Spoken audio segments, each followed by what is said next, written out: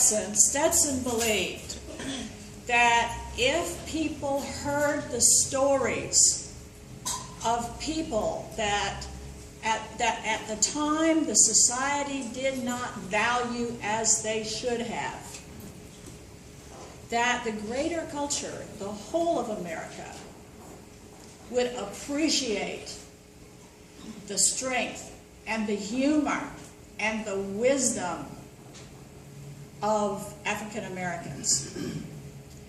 And like Al Letson, he realized that there had to be a way to get these stories to the people. Like Al Letson, Stetson believed that going straight to the people and listening to their own words was important. Now, how did he learn that? His father had a furniture store down at the corner of Clay and Forsyth Street. And during the Depression, the only way people could pay for their furniture was $1 down and $1 a week. So his father sent 14-year-old Stetson to get the money. He gave him the responsibility that if the person said they couldn't pay, Stetson had to decide on the spot whether the furniture was going to be recovered, going to have their furniture taken away, or that they'd let him let it slide for another week. Well, Stetson would go home and write down what he heard, the stories he heard from, men hanging out on the corner. Y'all know about that, right? That's where you hear the good stories.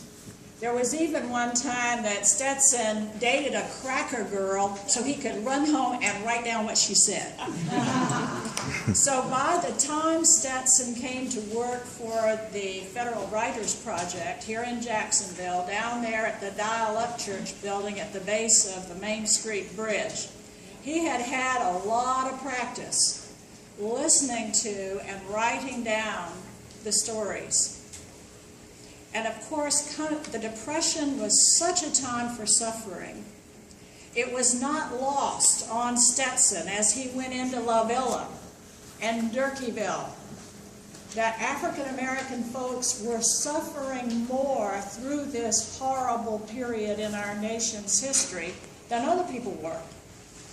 And he became sensitive to the injustices that legal segregation and economic hardship created. And so throughout his lifetime, Stetson continued these two strands of his life. And you're going to hear both of them. You're going to hear one of them today in the gathering of the slave narratives. And you're going to hear a little bit about the second strand, which has to do with African American Florida superheroes. Did you know that there were some? And their stories are wonderful.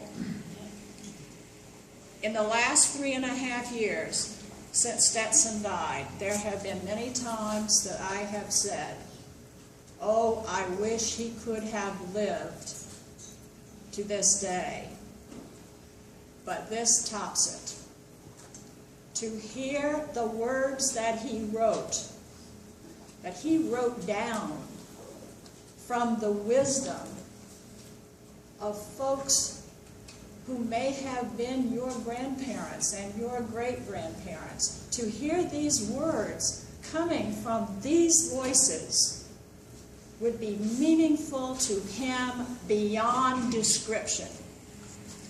Our family and our foundation is profoundly grateful to Young Minds Building Success that they have brought this to you today.